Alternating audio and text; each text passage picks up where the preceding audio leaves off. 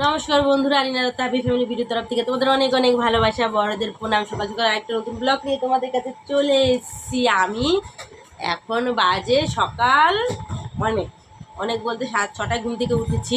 উঠে একটু কাজ বাজ সেরে ঠেরে নিয়ে তারপরে ছোটো মেয়েকে স্কুলে দিয়ে এসেছি। স্কুলে দিয়ে আসার পরে তারপরে তোমাদের কাছে ভিডিওটা আমি এখন শুরু করছি। তো তার আগে তোমাদের কাছে আসলাম আমি ভিডিওটা শুরু করার জন্য। তো চলো আমি কি করব না করবো সেগুলো তোমাদের সাথে শেয়ার করব। আর আমার চ্যানেলে যারা নতুন বন্ধু আছো তাদেরকে বলছি আমার চ্যানেলটাকে লাইক করে দিও, একটা আর চ্যানেলটাকে ভালো লাগলে সাবস্ক্রাইব করে দিও। আর লাস্ট থেকে ফার্স্ট থেকে লাস্ট অবধি আমার ভিডিও দেখতে থাকো তোমরা। আর অনেক অনেক ভালোবাসা তোমাদের জন্য।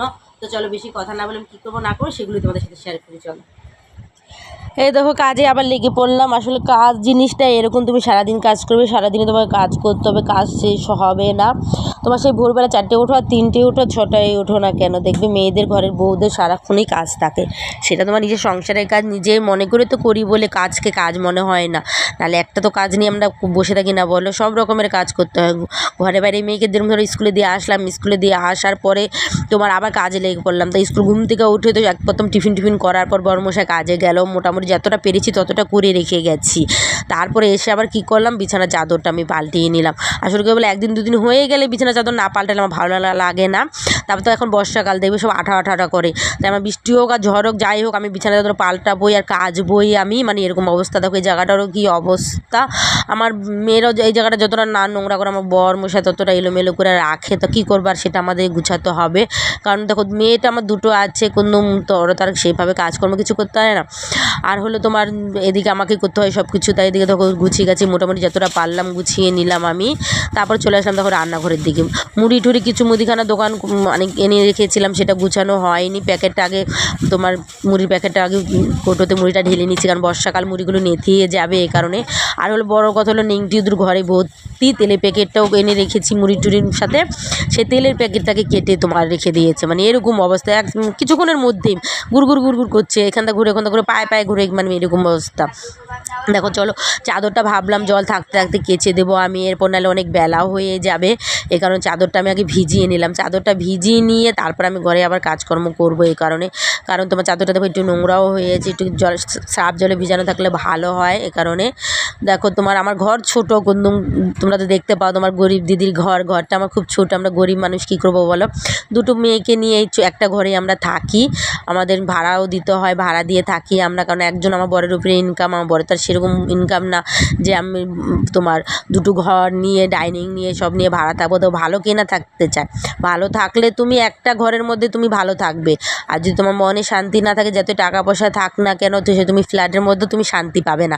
কিন্তু আমরা একটা ঘরেতে আমরা শান্তিতে সুখে শান্তিতে আছি। দুটো বাচ্চা নিয়ে আমরা, অভাব নেই আমাদের, কোনো খেয়ে পরে আমরা আছি। দেখো অভাব কার না আছে বলো, যার যতই পয়সা থাকুক না কেন তার ততই অভাব থাকে, তারই তত টাকা পয়সা লাগে।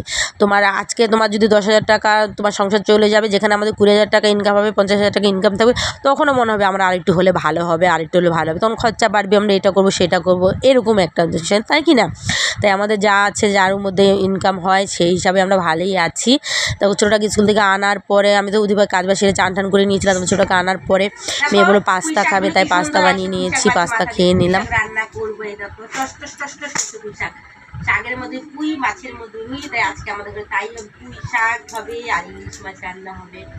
আমি কাটাকুটি করে নিই, চলো কাটাকুটি করে নিয়ে তারপর আবার তোমাদের সাথে দেখা হচ্ছে। কারণ কাটতে আমার অনেক সময় লাগবে, গুছাতে সময় লাগবে। চলো দেখো এদিকে বসিয়ে দিলাম রান্না। তোমার হলো এদিকে পুঁই শাক বসালাম, পুঁই শাক মাছে মাথা দিয়ে করবো। এর আগেও তোমাদের বললাম বন্ধুরা, এদিকে পুঁই শাকের মাথা করব। আর হলো তোমার ইলিশ মাছ রান্না করব আজকে। তোমার বেগুন দিয়ে ইলিশ মাছ খাবো আমি। তো দেখো তোমরা আমি রান্নাটা দেখাচ্ছি। ভালো লাগে আমার, যে ইলিশ মাছ আছে না, যে খুব ভালো লাগে, সেরকম কিছু না, ইলিশ মাছ ভালো লাগে আমার। তোমার আমি একটু ছোটোখাটো মাছ খেতেই ভালোবাসি। আর আমার বর খাবে সে বড় মাছ, বোয়াল মাছ আর মাছ। আমার বর আবার রুই মাছ খেতে চায় না।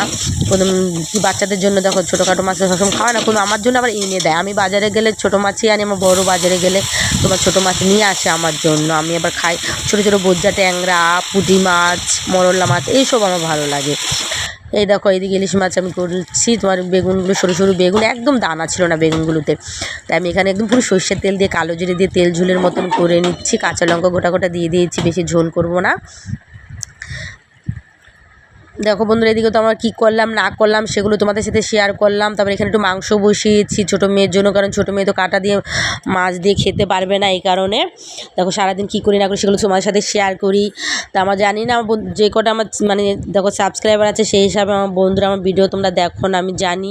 আর যারা যারা দেখো তাদেরকে অনেক অনেক ধন্যবাদ। আর আমি সবাইকে আমার চ্যানেলে যারা সাবস্ক্রাইব করেছে আমি বলবো আমার ভিডিওগুলো দেখবে, তোমরা লাইক করবে, চ্যানেলটাকে সাবস্ক্রাইব করবে। যারা আমার নতুন বন্ধু আছো আমার পাশে থেকেও সাপোর্ট করো।